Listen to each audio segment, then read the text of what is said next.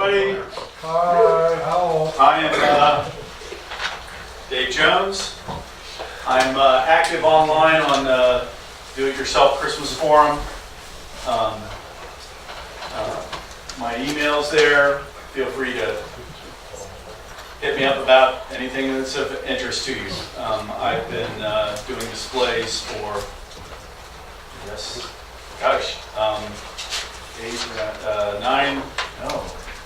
it would be 10 years this Christmas.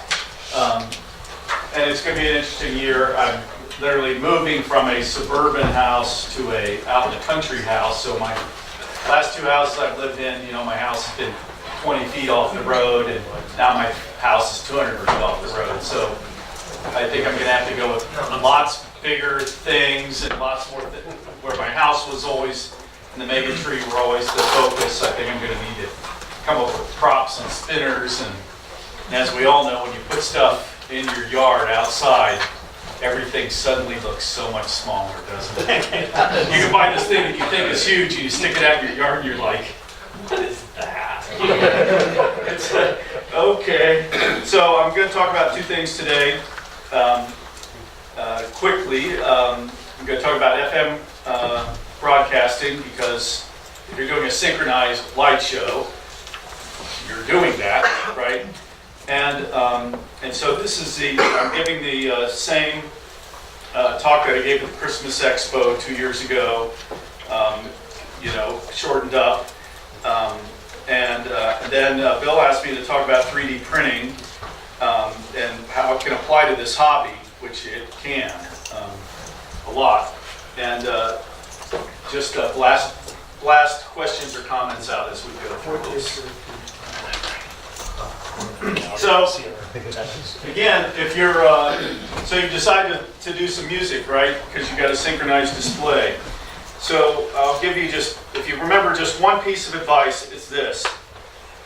Don't invest thousands of dollars in your display and buy one FM transmitter. I can't tell you how many people I've seen do that. And then they emergency have to buy some piece of crap off of Amazon just so they can get their display up and running again. Because look at your display sometime, video your display, turn the sound off, and it just looks stupid. It does, right? It just does. The music is everything.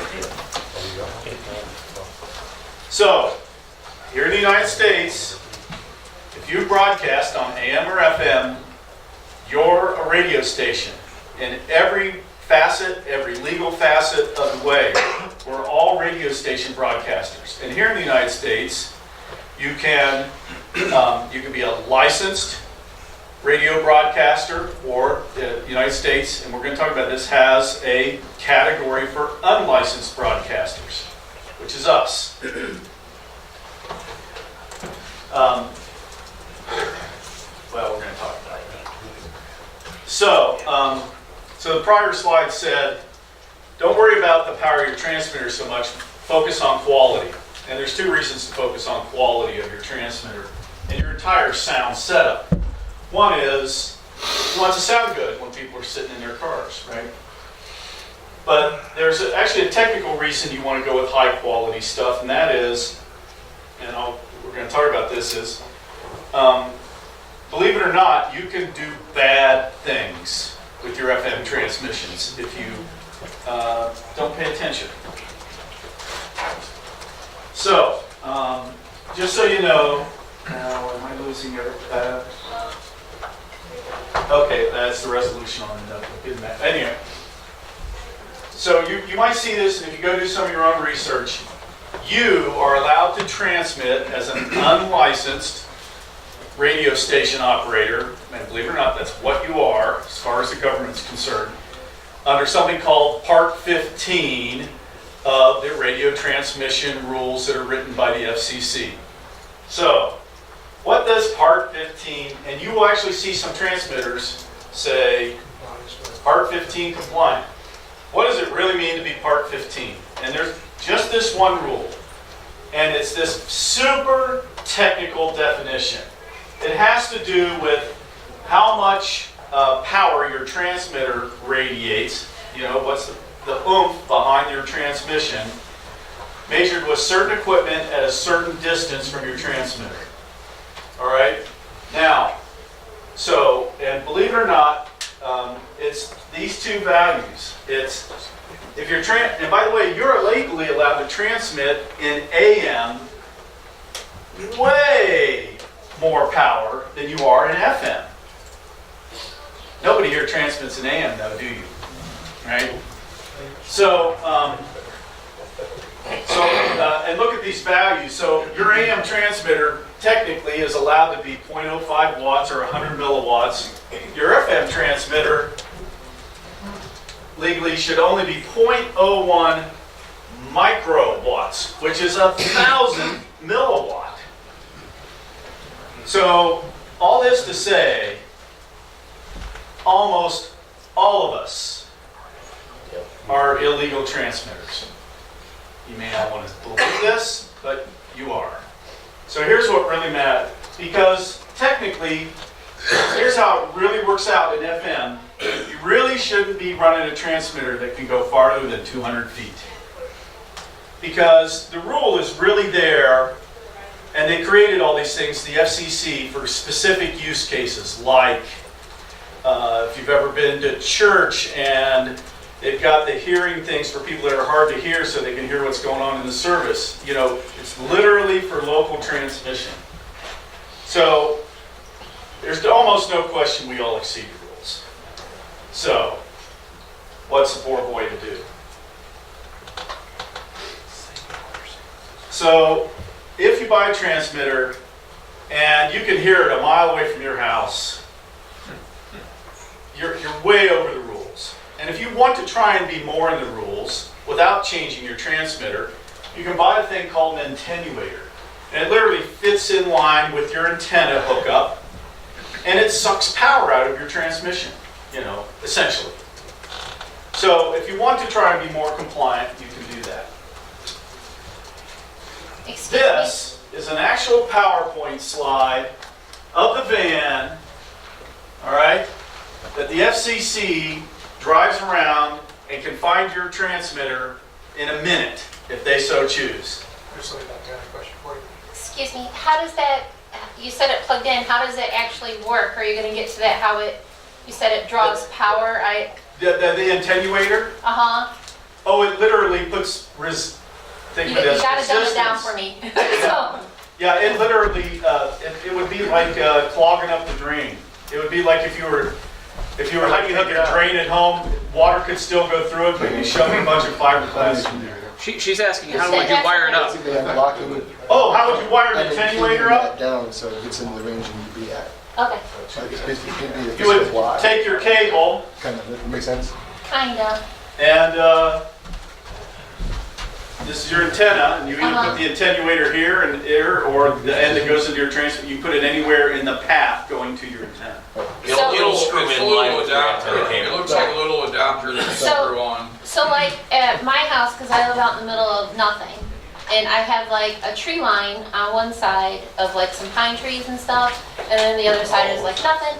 But I notice when I'm coming down the road from the south, I can hear the music as I'm coming up to the house. But Yeah. when I'm going the other way down the road, it's like there's nothing. It drops really quick. Hold that That's thought all to when I get to the antenna part.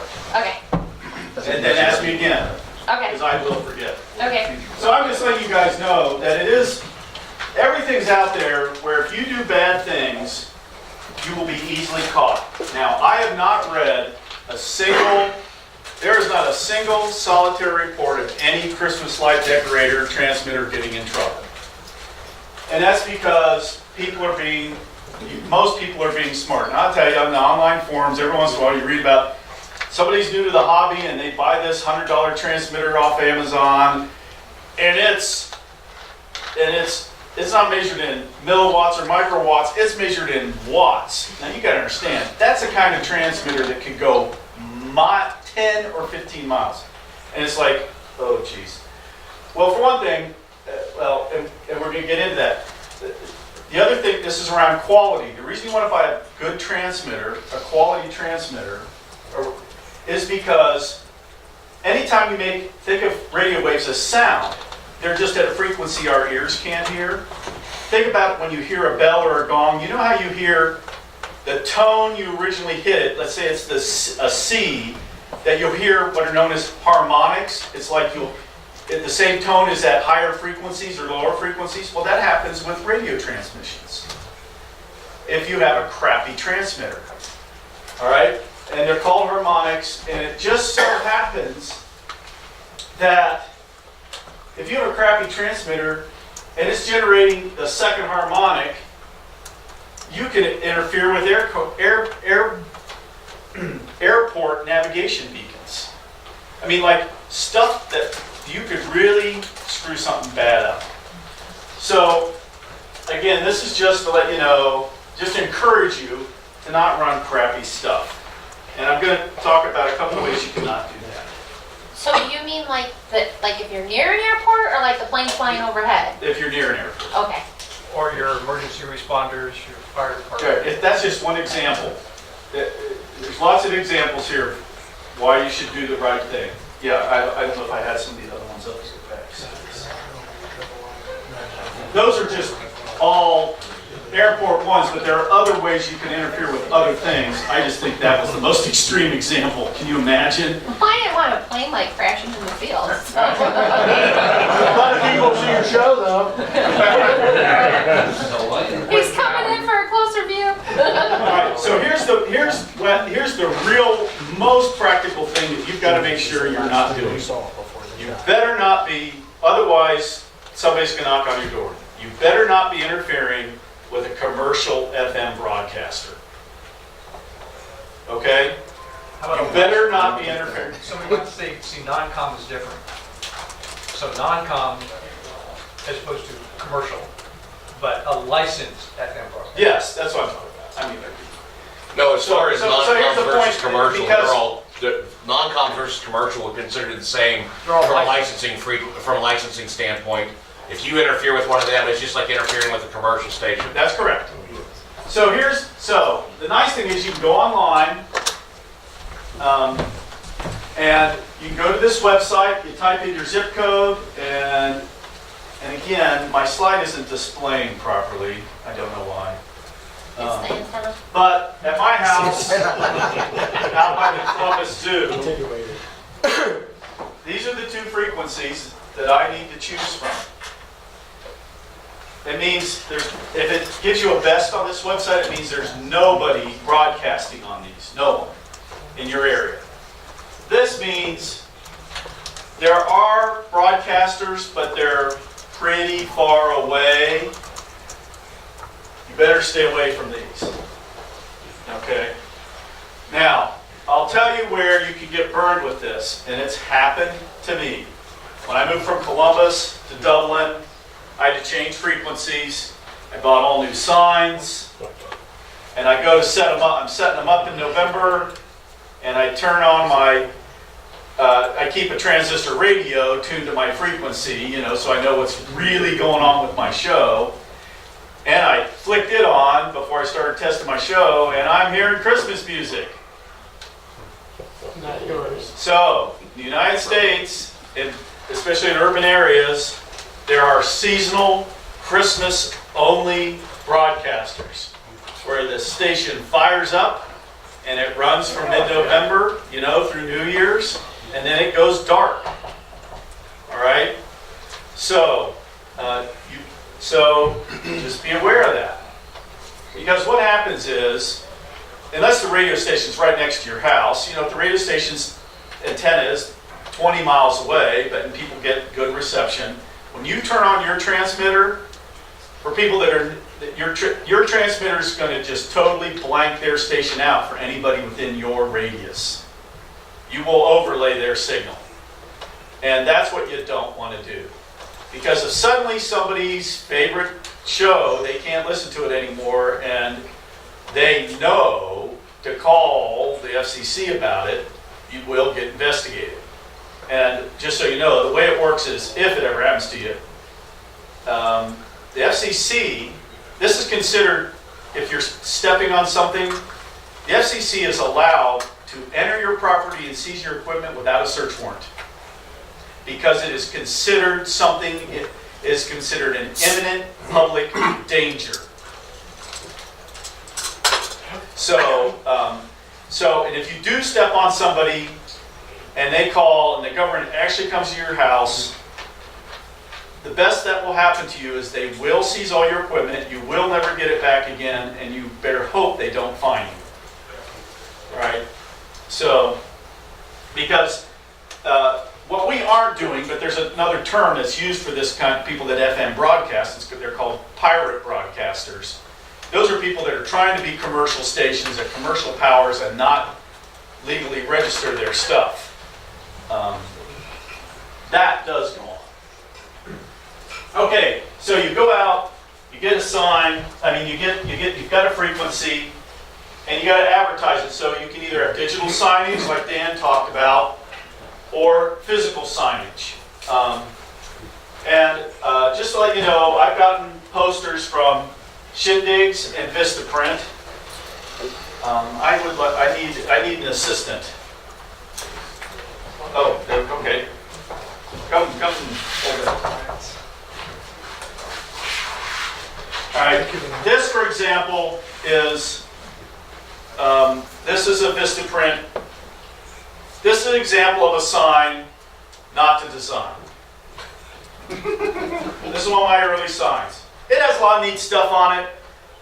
Here's the piece of advice I will give you. The most important thing that needs to be on your sign is your call letters, right? Your station numbers. If I were to do this sign again, it would be nothing but FM 94.1 in the biggest letters that would fit on this. Thank you. Wait a minute, one more. Go ahead and let go. This is better. I got this from Shindig, same mistake. The sign I actually have in my yard now is, the letters are this tall, just so you know. The other thing I will tell you is you want to be on Shindig's mailing list. Twice a year, they run a sale where you get this banner, fully grommeted, nice vinyl, for a penny. I have a sign that's, and by the way, you can upgrade the sign to be outdoor quality vinyl. Total waste of your money. I've had a sign like this outdoors for 10 years. They look brand new in this weather. Thank you. And then one more, hang on. And then the other thing I wanted to show you about signs is, though, when you're doing these, they have these online sign, development tools. They're absolutely. So where do you post that so people can see it because it's dark outside? Well, Like to draw for the me, attention to and I it. don't have time today, I press that on a PVC frame, I count 2 stakes in the ground, I zip tie it to those 2 stakes, and I put a spotlight on it, and the spotlight's a controller in my, it's a channel on my controller. Right. So I can turn the sign on, and I can turn the sign on before the show starts, all those sorts of things. I can leave the sign on long after. Does it do okay in the weather, or does it take off like a pipe? Perfect, wonderful. It's amazing. I had a problem with one where the grommets came out. That's the only problem I've had. So I started just using some spray adhesive and sprayed it to a piece of Cora on it. Yep. But the coloring and everything lasts great. But I also want you to know is instead of doing just text like that, this is not Christmas related, but I'm a beekeeper, and you can also just directly import your own, full color pictures. And you can get a banner that, hold that up. Banner that looks, sorry, I guess I can't do that. This whole banner was nothing more, I didn't use any of their text tools. I had a JPEG, and I just laid it down, and bam, this is how it came. And and again, I paid a penny for this plus shipping. Shindigs. Highly recommend. Thank you. Are you going to touch any more on transmitters and frequencies? Oh yeah. Well, not free transmitters, yes. Translators? No. Okay. The government and the SEC in their wisdom trying to say the AM band has given away to commercial operators licensed operators, translators. And they are low-power FM licenses that are about 10 watts to 250 watts, depending on where they are. Right. And so don't be surprised if an AM station that hasn't had an audience for quite a while, all of a sudden is on the FM side of things, because they were granted a translator. And station operators are buying and selling these things like crazy. And then on the other side of the coin, a couple of years back, FM tried to do, still does, HD broadcasting. That gives you sub-channels of HD1, HD2, HD3, and that has gone nowhere to speak of. And so if you have an HD2, HD3 as a licensed radio operator, you can also hang a translator on that. So the FM, when I was coming into Columbus, I was scanning looking for HD channels. And there was one point on the dial that there was a signal every step of the way. And back in the old days, you wanted some space between stations. But now they're just cramming them in there, so don't be surprised. It happened to me, that a translator signs on and you have to move. And I did. The FCC website has all of that information. Just like Radio Locator is good, and it has a lot of the information. A lot of times it has the translators as well.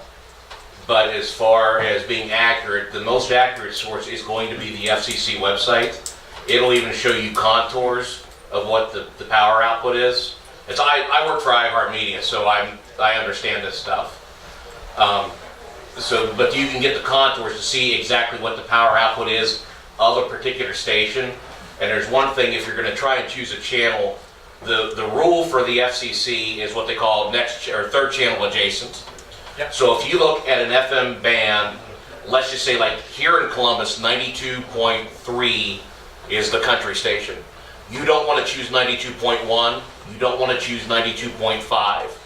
You would want to go down to 91.9 as possibly the next channel that you're looking at. Everything is going to be an odd number. So again, the commercial band starts at 92.1 and goes up to 107.9. Anywhere in there, you're kind of asking for trouble unless you live in a really, really rural area. But if you live anywhere near a city, that's your commercial band, and that's really where you're going to start asking for trouble. I'm not saying that you can't get in trouble with the non-com guys, because if they get interfered with, they've got every right to file a complaint as well, and they will, trust me. So, but you have less of a chance in that non-commercial band. It's smaller, but you have less of a chance of stepping on somebody, because chances are they don't have the same power output as a commercial station does. Because like 92.3 here is a 25,000 watt station. Now granted, we're only talking, a half a watt that we're using, but again, like, the point earlier, if you step on a commercial station because your neighbor can't hear that station, you're asking for trouble. Again, Radio Locator is a great resource, or Radio Info, they're fantastic. But if you want to see all the translators and everything else, fcc.gov, and go to their mass media bureau, or I think that's what they still call it, but that's where your best information is going to be. Would you agree if we've done all of our due diligence and we've gone as far away as we can, and we've done all of our homework, and we're unknowingly and unwittingly interfering with something, that we're more than likely to get a cease and desist order, not a knock on the door? No. So that's what you think that's about? No, the FCC doesn't care. They're not Don't nice. care. Yeah, don't Yeah. come in, From cut my- you off and take it. From my experience with amateur radio enforcement, it's at best cease and desist letters. And it's years to get them to actually. But that's That's a handmade. totally different No, I thing. understand. I was just curious if No. if you're not interfering with your country station, but you're like 3 channels adjacent, and you didn't see anything there, you don't know anything's there, but you're unwittingly creating a harmonic somewhere, right? They're actually going to. That's two different issues. You think they're going to show up and knock on your door? It's two different issues. Yeah. Our harmonics thing is something totally different, and that means your transmitter is kind of out of whack. Right, and let me continue, because I'm, yeah. But just as a general rule, the FCC is not nice. No, I trust me. They believe me, they love to find people. Yep.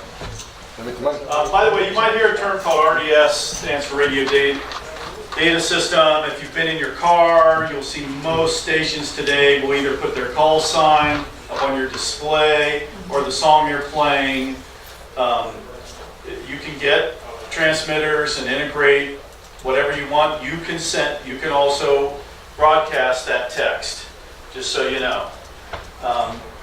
So in terms of purchasing a transmitter, my opinion, there's three things you should look for in a transmitter. One, in any modern transmitter, make sure it's PLL. That's a term you should see on it. It stands for phase lock loop. Transmitters that don't have that are such that a change in temperature will cause your station to drift. In other words, it won't stay true to the number. I think it's just smart to do a stereo transmitter. Although it's interesting, if you transmit in mono, per the rules, you can actually transmit twice as far. Or you have twice the power, so to speak, not necessarily twice as far. But because you're putting all your power into one, stereo is actually two things, right? And then, and again, we talked about a transmitter of such a power that you're not going to get in trouble. Now, there was a well-respected brand out there for years. These would be their two transmitters that for years I would be willing to recommend. The rub is Ramsey left, after like 40 years, left the consumer space, but you can still find their kits and their transmitters out in the world, and they're perfectly fine. A very popular one, how many people have an EDM? Yeah, see, very popular one today is from a company called EDM. So, remember some of those transmitters I told you people buying transmitters literally in the number of watts range? You set your EDM up to either do from 1 to 10 milliwatts or 2 to 100 milliwatts. I transmitted all these years with a 10 milliwatt transmitter, and I can broadcast clearly a quarter of a mile in an urban environment. But it was the least powerful thing I could buy. But it has very good sound quality. So here's my point. If you need a transmitter, if you went on Amazon and bought one of those transmitters that says they're 5 watts, I suggest you stop using it. You really need to ask yourself how, because in terms of, back to your question, we're going to talk about it here in just a second. Just so you know, I'll give you some other examples. The Cadillac Part 15 transmitter in the world is the transmitter from Decade. It's made in Canada. It is wicked expensive, $500. That's the standard that everybody else faces there. So, what's left. So, what's left for a poor boy to do? Firstly, all the transmitters you're going to buy today are based on this one chip from a company called Rome. The Chinese have grabbed it and put it into everything they make. So, and the problem with a lot of these Chinese transmitters is they focus just on power output, not high quality that's Part 15 compliant. So, remember how I talked about this whole harmonic thing? You can do something to help that, just in case. This is also something that Ramsey made for years. They don't manufacture it, but there is stock still out in the wild world. Like this is from Spectrum Electronics. You can buy it today for 17 bucks. So that's what this is. You can take these ends off and take a look at it if you want to. Start past. Just make sure this makes it back to me after I'm done. So is that the same thing as that injector thingy you were No. just talking about? Oh, okay. This basically, if you're outside the range of where you should be, this cuts your signal off. It's like It's like if you had a stereo, an equalizer, and you could take a particular frequency range and either have it prominent in your sound or none at all. That's effectively what this does. It's cheap insurance. Unless you've gone out and bought a real super high quality, unless you've gone out and bought a decade. For less than 20 bucks, and every time I've given this talk, it's what I suggest people do. They buy one of these. Now, is that tuned to each particular frequency? No, it's made to lop everything out that's outside the North American FM band. Gotcha, okay. So, the next thing you can do that's gotten popular is, okay, I do want to be compliant, and I don't want to have a super powerful transmitter. And China makes all these little FM transmitter modules that they stick in the Bluetooth things that you can stick in your car, you know, where you can hook up your phone or something and it'll play through your radio. Okay, well, those are FM transmitters. And they're fully configurable. And I'm going to pass this around. And you can actually, and when I talk about 3D printing, it's going to, but you can buy this module, add a very small number of parts, and you have a fully functioning FM transmitter. Literally, you could take this board, apply power, and put this little antenna on there, and you're done. If that's all you want to do. Now, you can make it more elegant, and I'm going to show you that.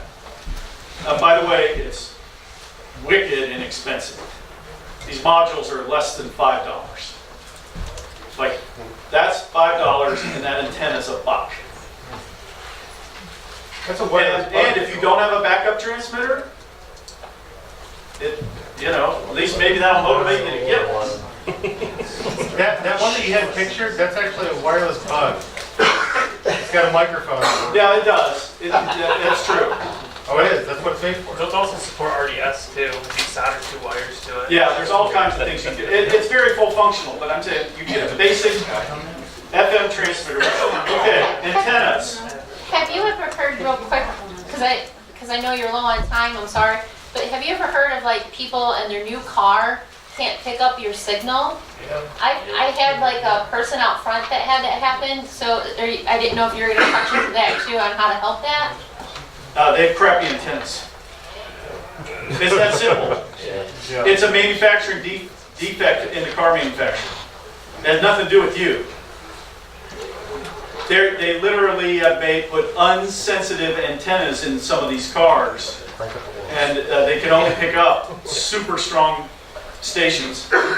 I'm sorry, but you should go, when you're within a few hundred, 100 feet or 200 or 300 feet of your house, even the lowest power transmitter you can buy, you're going to be able to pick it up. My top-of-the-line Dodge Ram is one of those that won't pick up my FM transmitter unless I turn it from I normally run it at 2 milliwatts and it's perfectly fine all over the yard. The Dodge Ram sitting right in front of the house, fancy stereo, everything, won't pick up my station unless I turn it up to 10. I vote we give the FCC Dodge Rams. There you go. The crappy radios. Hey, if you give it to them, they'll take it. So here's probably the most important thing you can do is your antenna selection. All right, in hobbyists, the 2 common antennas used are called dipoles and ground planes. And it's simply how they're constructed. So if you pick up the slide deck, you can get all these details on what a dipole is. A built, homegrown dipole is nothing, somebody built some PVC, it's got some wire, you can reuse coax wire, you strip it, you do a few things. Remember, an antenna is a passive device. This is my favorite. This is a ground plane antenna, also better known as a quarter wave ground plane antenna. I've been using this the whole time I've done. I pull these out, pull this up, and what's more important about antennas is where you place it. So if you have dead zones, it means you place your antenna too close. Like if you put your antenna 50 feet from a tree or 5 feet from a tree, on the other side of the tree when you're 5 feet away, it may be a dead zone, but if your antenna is 50 feet away from your tree, as it broadcasts like this, it's going to get up, you won't have that dead zone. So just some good rules of thumb. Don't mount your antenna on the side of your house. If your house has got aluminum metal siding, look at everywhere, your street, just look at, line of sight. Get your so you will have better transmission if you get your antenna away from obstructions and up in the air. If you've got a second story, for years I put mine out my second story window and pushed it away from the house. And I mean, the analogy is kind of like dropping a stone in still water, because radio waves work just the same as those waves moving away. And if you get your finger in next to where you drop it, you'll see where the obstructions are. Just so you know, none of us do this. If you want to legally, all commercial music, you don't have any right to broadcast any of that. We all do it, but you don't have any right. If you wanted to be legal about it, this is how you do it. You sign up to a service, you pay them a yearly fee, and all the songs that are covered by their service, because different services cover different people's songs. There's a couple of exceptions to that. I've been told that Trans-Siberian Orchestra gives blanket approval for people to broadcast their stuff, but I don't know if that's hearsay. I don't know if that's true. But there's also a website you can go to that has royalty-free programming for Part 15 broadcasters, which is technically what we all are. All right? Something I want to add in on that. I've had communications with ASCAP for our Christmas displays we do for Village Park. And basically, as long as there's no commercial entities profiting, no commercial entities involved in any way, you're not making any money. Meaning basically there's nothing changing hands. You are legally able to use the music. No, legally you're able, they won't come after you. No, that's just according to the ASCAP lawyer, which is the senior legal consultant. If somebody wanted, if Metallica came after you and said, quit doing my song, you would have to quit doing it. But what's the difference between taking your stereo, putting it in your front yard, turning it to 104.7 and blaring it, and having light sync to it or not? You're still playing the radio, and you're still using No, that this is the music. content now. I'm talking about the content. Okay. You don't have rights. You're not paying royalties or anything to broadcast this music. Everyone else does. Right. So So those just so you know- little boxes came with Just so you know, recorders. particularly people that have to do, I'm just trying to be complete here. Yeah. In reality, none of us have done this. This is a really cool product. Go out and look on it on yourself. A lot of people say, hey, I've got all this set up. When my show's not running, I'd like to broadcast Christmas music to my neighbors.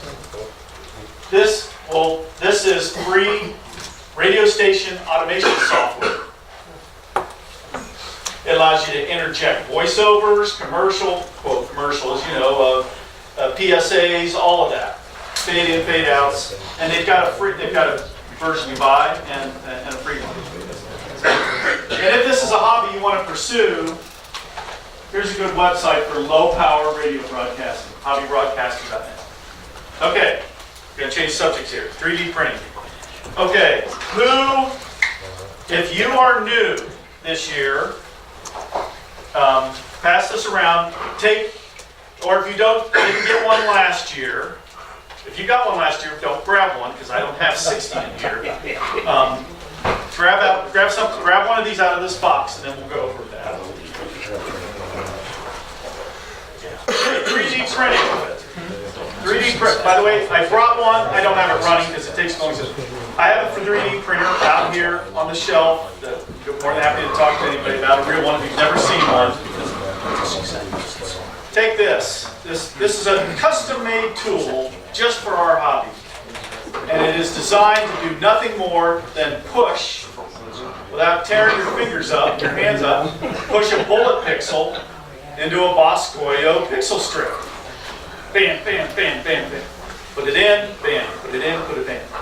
Those things that are passing around, I don't want to show you now, that you screw it to your workbench, and it's made to slide a Boscoyo strip in there, so that so it holds it for you and holds it rigid so that you can pop the pixel in. So that's a gift to you today from, pass these around, from Tim Diggs, and all layered up. Tim gave us all gave everybody free 3D things last year, and he did it again this year. He's got a neat web store on Etsy. He's got all this stuff available. So who here uses bullet pixels? No, hold your hands back up. I need to get a count. What's the question? Okay, if you use bullet pixels. Okay, I don't have enough for everybody. So, but I'm giving all these away, and I'm going to have to figure out a clever way to do that. So 3D printing is, if you can imagine something in your head, you can create it out of thin air, so to speak. Literally, this technology, if you're not familiar with it, at a very small level, sub-millimeters at a time, it creates something in slices. We call it printing, but it literally lays material down a little bit at a time. So, and it's completely available to hobbyists. Hobbyists could print you can print any of these things in your house. This is a custom car, toggle switch setup. All of that's 3D printed. This dog's missing its leg above the knee. His owner designed and printed that prosthetic for his dog. Obviously, this girl has lost her arm, or lost her hand above the wrist. That was printed on a 3D printer. By the way, if you're really into this, there's a worldwide community that prints, people like us print prosthetics for children and adults around the world to give to them. Or you can make a custom, object matching toy for your young child. Print it right up at home. It's an amazing technology. So does that mean that the stuff that they use for it is like food safe? Because you know that kid's gonna put it in his mouth. Okay, so this thing, those things that you're passing around, for example, are printed out of a substance called PLA. Do you guys know about, there's the good packing peanuts and the bad packing peanuts? There's the packing peanuts made out of styrofoam, which we all know is environmental hell. But there's these packing peanuts, if you haven't noticed, that are yellow. You can take a handful of them and hold it under the faucet in your sink, and it totally disappears. And who knows why? It's made out of corn. It's made out of cornstarch. It's made out of the crap we used to throw away that came out of the combine. Corn. What's PLA made from? Polylactic acid. Corn. Yes. And it's a hard plastic. So for example, the step up from this for most hobbyists is to print something out of ABS, which is a harder plastic. What else is made out? What else is made out of ABS that your children have all put in their mouth? Legos. Legos are 100% ABS plastic. So the answer to your question is yes, you can print safe things. Certainly in comparison to everything else they're exposed to. Another thing about ABS is it's outside friendly. PLA will turn soft if it's outside. ABS doesn't. Over if heat is applied. Right. So PLA is good. It starts to get funky around 92 degrees. Okay, so there's plenty of these extras. So if you don't have one, didn't have one, or want a second one, Well, Arma's I want all these to be gone by the end of the day, okay? These, so obviously, if you, just go all together and you can make your holder even longer. Okay. So let's say 3D printing, this is cool. What do I need to do to get into this? Well, there's two major elements to 3D printing. One is the physical printing of a device, of a thing, whatever that thing may be. And the other is the designing of it. And some people are really into the design. Some people are really into the printing. Some people are really into both. You don't have to do the whole thing to get into this as a hobby. All right, so let's just talk about printers. There are dozens and dozens of hobbyist level printers out there. They've been around for years. It's all over the map. There are turnkey printers which you take out of the box and you should be able to start printing within 15 minutes. I have an example of one of those printers out here. If you want to see it afterwards. There are printers that are kits. Literally, you get a box of parts and everything you need, and you have to assemble it. By far and away, the most common one over the last several years is something called the i3 Prusa. There are zillions of manufacturers of it. There are, and then by the way, turnkey goes from $125 printers to multi-$1,000 printers, by the way. And then there's what I call DIY. There's a super highly respected design out there called Ultimaker 2, and you can go and buy an Ultimaker 2 that is ready to run out of the box. But they published their entire design, everything, mechanical, electrical, everything, and open sourced it. And it's possible to completely build your own Ultimaker 2. I'm currently sourcing parts to put one together. You basically end up with a $2,500 printer for $500 if you build it yourself. So what I'm trying to just tell you is, oh my God, the choices are huge. It's sort of like this hobby, right? There's a million ways to skin the cat with this hobby, right?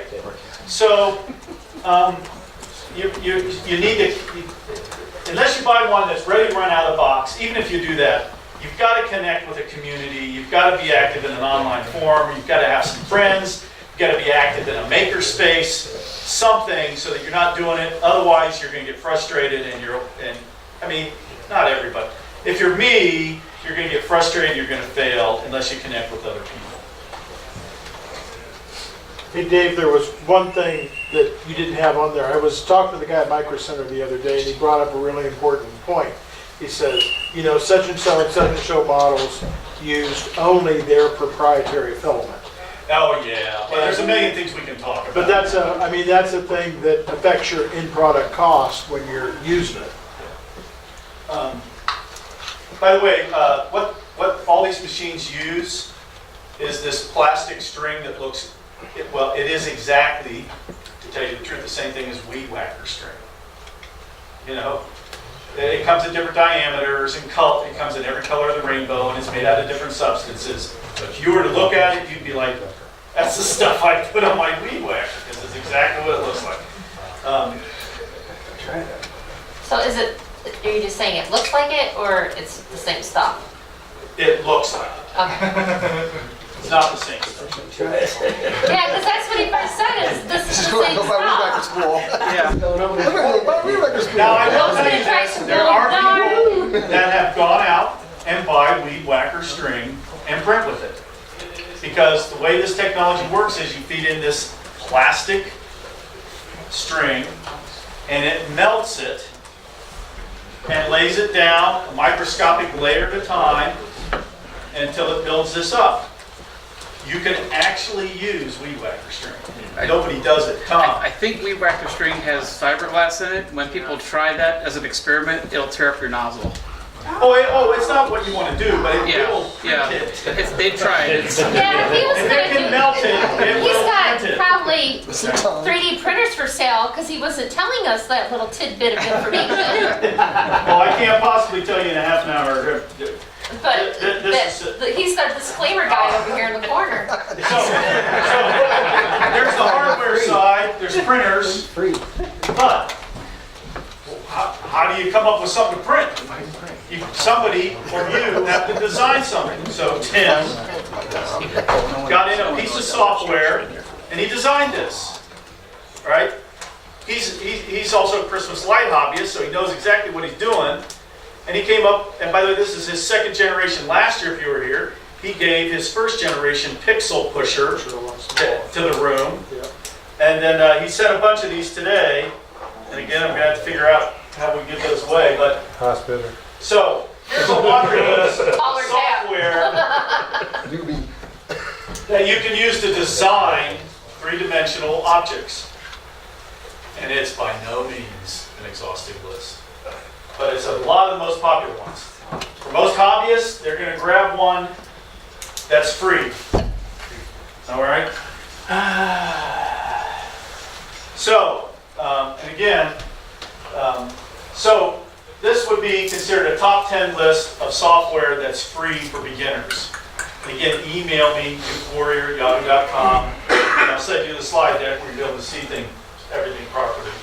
But, for example, this is somebody designing Luke's lightsaber, right, in 3D Slash, and then this is somebody designing a custom Raspberry Pi case, to turn their Raspberry Pi into a Nintendo Game Boy. But literally, you get in and they all have a different bent and view of the world. All these. You almost want to select a software based on the kind of things you're going to design. So all I can tell you is, and this is a world, and again, what you select may very well be what all your friends and buddies are using because it's easier to get help. Maybe. All right, so let's say, oh my God, there's no way I'm ever going to do 3D CAD design. I'm just, forget it.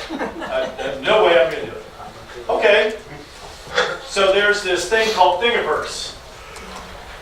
And it's an online forum where people publish their three-dimensional designs and freely give them away. There are millions of things on Thingiverse that you can go. You can literally just go and find the coolest stuff and print it all day long. I mean, there's amazing things out there. I mean, truly, it goes on and on and on. And it's also a way to potentially learn a 3D CAD package. I know when I started doing circuit board design, the way I got started wasn't from scratch. I took someone else's design and started modifying it. Right? So, and by the way, this is just taken over. If you're gonna post, if you want to post your design or find designs, they are on Thingiverse. Period. End of story. So, what's an example? Start passing this around. So remember the little FM, by the way, this is how I cleverly tie the two presentations together. Remember the little FM transmitter that's going around? Here's a 3D printed case that buttons that all up and makes it beautiful. The bottom's loose, so you can look in there. So you can even take that. And by the way, Tim, if anybody thinks that they want to make one of these transmitters, let me know. I have 3 cases to give away. And we'll get into it later. But Tim also, if later you decide you want a case of one of these, like for example, Tim sells these on his Etsy website for $3.50. What's that, right? So is there one 3D printer that's better than the other? Yes! And that's as far as I'm taking. Hey, Dave, Thing is 5 volt. 5 volt, 12 volt. can I add to that real quick? There's a magazine called Make Magazine. Right. And once a year, it's a bi-monthly, every 2 months, but once a year they put out a 3D printer buyer's guide of all the latest printers in that year, based on either quality, performance, whatever. It's excellent. So, Here's my suggestion on it. If it was me telling you what you should do if you want to jump into this, I would say go buy an out-of-the-box, not super high-priced printer that you can get your feet wet on. Like that mono-price printer that I've got in the other room. They sell it every day for like $160, but at Christmas time, you can get them for like $125. It's a great way to get started. You don't have to build anything, put filament on it, you download a design, it'll start printing. If you're like, this is cool, I love this, I don't want to be restrained by the size of this anymore, you will have been involved in a community, and you step, it's sort of like this hobby. Like, most people didn't get into this hobby doing an 8x8 P5 panel with, you know, a Pi and 10 octa scrollers and all, you know, no, we all started, and our displays and our knowledge has gone like this. So, like I said, if you don't want to have to do software, you can go find stuff on Thingiverse, or find other, by the way, if you have something that's in your head and you don't want to design it, you want somebody to design it for you, there are lots of people that will do designs, and Tim will do custom designs. By the way, go to his website. His stuff isn't all Christmas related. He's got all kinds of really interesting things. Yes. Yes. Yeah, well, and there's maker shops. Yes. Go to his site and tell him thank you for Well, that's what I'm going to talk about. So let's say you like doing design, but you don't want to buy, and you can do the design without, it won't cost you a penny. Half that software, I gave you 2 packages that are free. So let's say you're into design, but you don't want to make the monetary investment in a printer, but from time to time you want to print something. There is a raft of online services, including Tim's and others, that you send them your design file, and they print you an object, and they send it to you. Built into Windows 10 now, too. I said it's built into Windows 10 now, too. They got a 3D viewer, and you can go get a quote. Yep, everybody's doing it. It's anything they monetize. Most of your libraries also have 3D printers and you can print them. Oh, that I wasn't aware of. Yeah, Westinghouse has like 2 or 3 and Right. you give them your file and they'll tell you how much it will cost. So you can get into this hobby and on either both sides or one side or the other, which is sort of unique. So again, Tim's company all layered up. Hopefully everybody grabbed a card. People will grab the pixel holders. We're going to have pixel pushers. We got cases. Tim donated all of this to us. As it was said before, and I say this every time I present anywhere and the vendors give us all this stuff. Joe wasn't kidding. When I did the Christmas Expo, I went out hard to the FM transmitter vendors and got $2,500 of product donated for me to give away. Not a single vendor got a single note from anybody. Not even the guy that we gave the $500, no, at the time, no, they sent us some top of the line $2,000 printer, transmitter. Not even that guy bothered to call Decade and thank him, or send him an email. So, if nothing else, to the vendor list here, when you go home, just go online, take 5 minutes, and just send them an email saying, thank you for supporting Light Up Ohio. And that's all you got to say. So at any rate, do that for Tim. I deeply appreciate it. And it really comes back next year when we beg him for free stuff again. Right? So Tim's got a Facebook page, all layered up 3D. He's got an Etsy store. Everything you want to know, you'll find it if you want to go look. Okay? And then he's also got a coupon code that's not good for a month or 2 weeks. Anything in his Etsy store is 15% off for a year. Light Up Ohio 2019. Now that's the way to do it on a coupon. You're referring to last year. No, I don't know. I just know some of these things expire so fast. Yeah, you're right. And then, best of all, there is a Christmas-specific group of people that do 3D printing for our hobby. And they're inventing amazing things. Absolutely amazing things. So for example, you need a custom pixel holder that attaches to some sort of device somewhere. These guys are designing it. And if you need something that they haven't already posted, odds are one of the guys will whip it up for you in 5 minutes because there's a bunch of really talented people there. So this is a Facebook group, 3D printing for Christmas light enthusiast group. That's what you search for. It's closed. You got to ask for, there's no spamming in it or anything. It's really not, no trolling. And they've already uploaded some amazing stuff. And I'm going to talk about one particular designer, Keith Hoyle. Keith was here last year. He's a real reserved guy. I don't know if anybody else remembers him. And so I didn't really get to talk to Keith till we were out in the parking lot leaving. And Keith actually is pulling stuff out of his car that he was like, I don't know if he was too embarrassed or what. Anyway, he pulled out this twig tree that he had custom constructed all out of aluminum that completely folded up like an umbrella, and he set the thing up in like 2 minutes. And I and a couple other folks that were out there were like, Keith, why didn't you bring this in? Because it was amazing. I mean, I'm talking like savant amazing. You guys should, it's a total shame. And he just couldn't come this year, but hopefully he'll come next year. And if he's going to come, we need to put him on the speaker list. This guy is uber talented, and I'm going to show you why I think that. So he's super active in that group I just talked about. He's got a whole bunch of YouTube videos posted. And we're going to talk about 3 things that he's designed.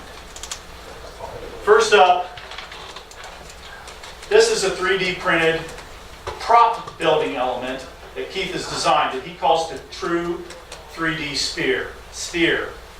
And it's got, just so you understand, this is sized to fit over, a 1/2 inch electrical, galvanized conduit pipe, and you'll see what it builds here in a minute. These holes are for 1/4 inch fiberglass rods, and then you lock the rods in with a stainless steel screw through here. Now, what is this? What do you do with this? Start passing that around. Death Star. That's Lincoln Logs. I got Lincoln So Logs. if you go, these are screenshots from his YouTube video. So, all right. So what did he do here? Can't see it. So he's taken a bunch of those elements and he's stacked them up on a metal pipe. And notice he has pre-cut a bunch. And by the way, you can buy these things in bulk from Walmart and all over the place. These are fiber. They're green. They're for the horticulture industry. But anyway, they cut real easy, but they're strong and they don't bend a lot. And by the way, they're totally weatherproof, right? And so he's cut them to set lengths. Notice, laid it all out, and he's got his box of screws. So one of the things he says a lot of people have done is a lot of people have created spheres, wireframes and other things. But if you think about a sphere, these spheres that have all been done, it's a ball, and all the lights are on what would be the imagined outside of the ball, right?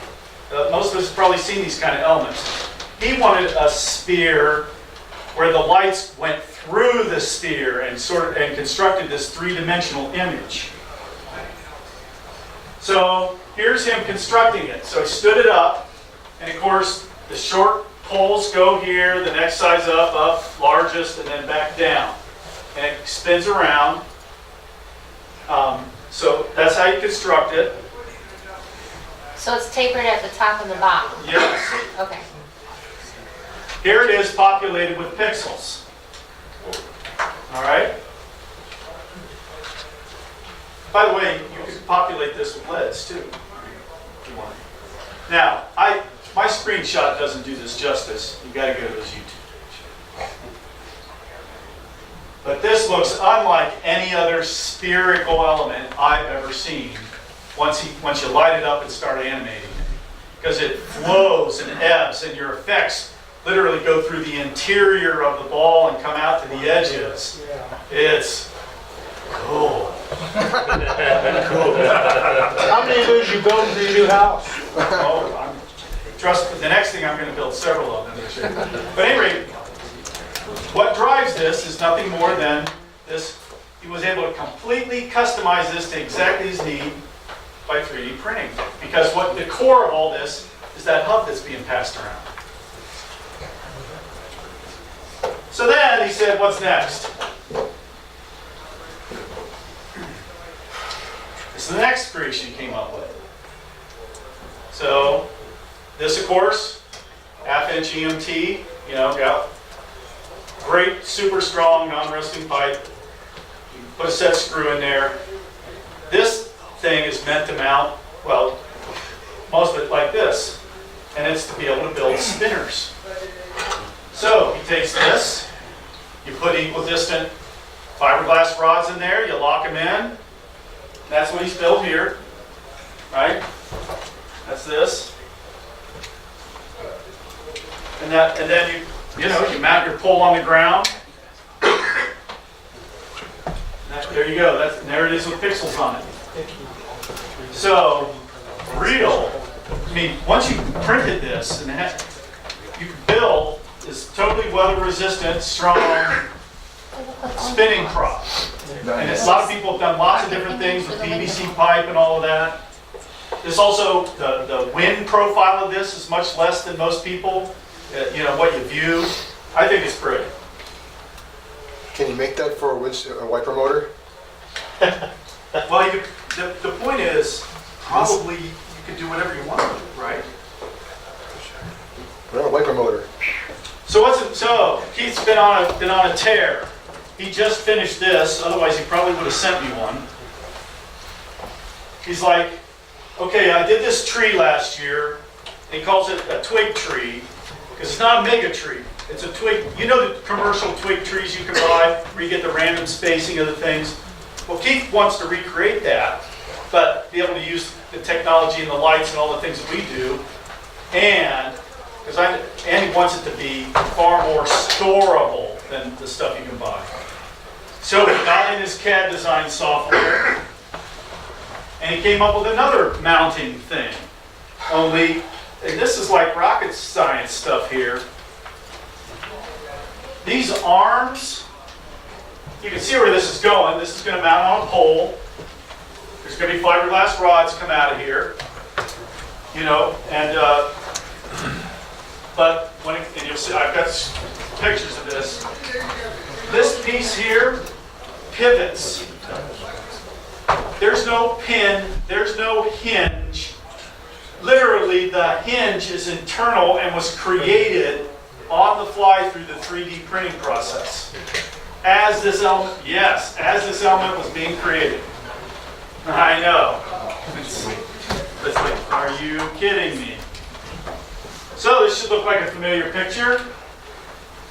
He's printed a bunch of these up. And by the way, if you watch these are screenshots. If you grab the YouTube video, you'll get to see the hinging really, really work.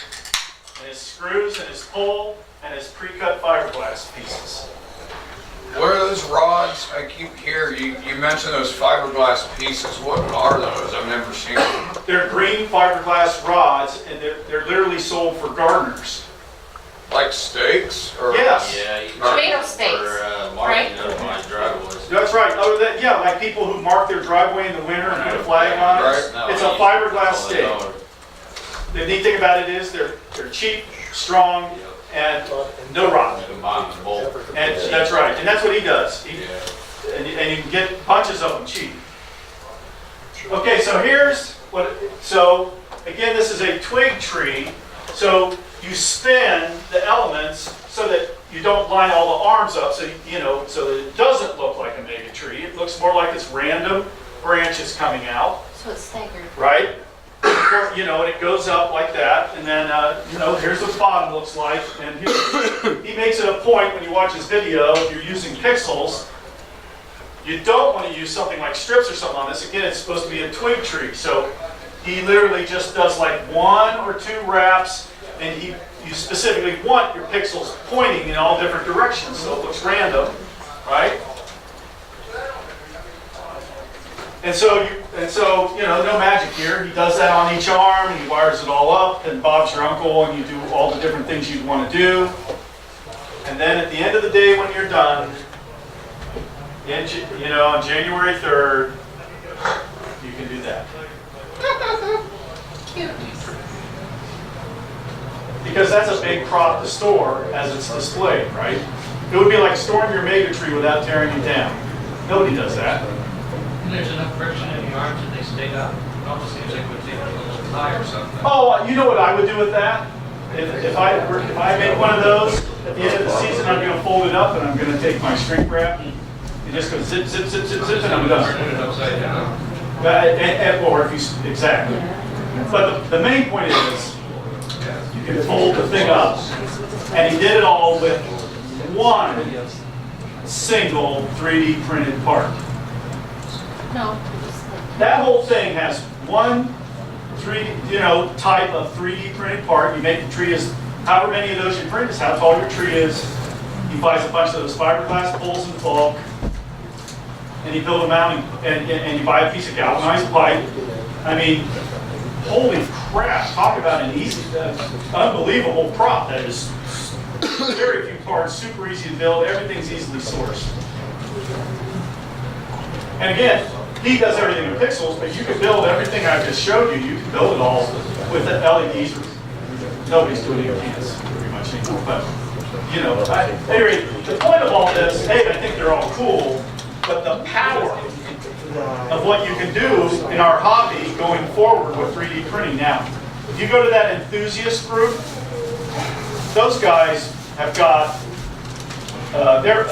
they're building all the time now custom mounting plates for their controller boxes. So that, oh, I've got a Pi here, and a Pi here, and this power supply, and this power, and it's completely tailored to their needs and the box that they bought. And designing that sort of stuff is actually really, really simple. It's not this. This is some serious skill here. But simple things like that are all 90 degrees and holes and slots.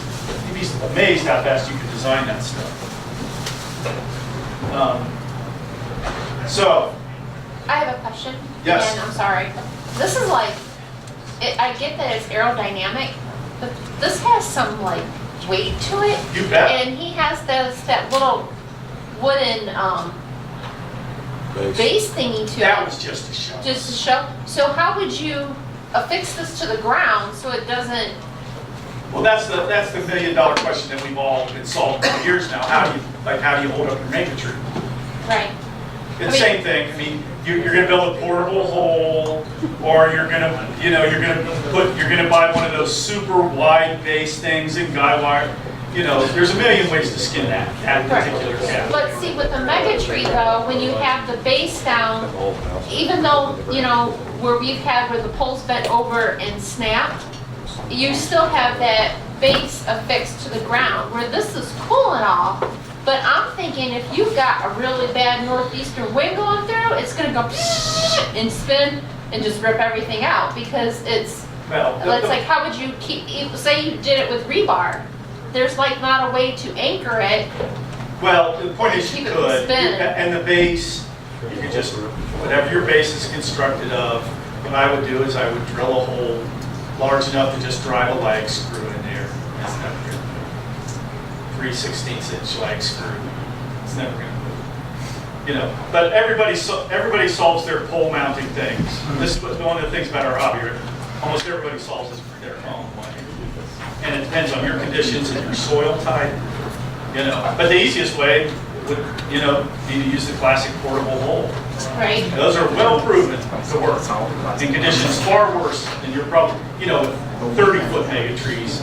You're never going to build one of these that big. So,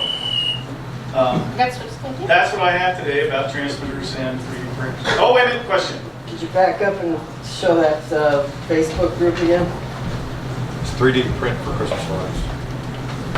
It's 3D plus. And then you had one a couple before that where it was the list of all the places for, it was like a whole list of 3D. And again, the best thing to do is to send me an email so that I can. Yeah, that one. Okay, hold on. just a Here's the second. one you want. That's the list. Nope, the one right before it. You sure? Please. Yes. Yes, thank you. Hey Dave, can I make another note? If you're just getting into 3D printing, or if you've been doing it a long time, you could go to places to get the information you need, but I like having information sent to me. There's a website called all3dp.com, and it's excellent. They have printer reviews, CAD program reviews, all sorts of great articles on 3D printing, and you can join a mailing list. So every week or twice a week or something, they'll send you really useful things on 3D printing. So it'll help you with a ton of things. I really love it. So. Thank you.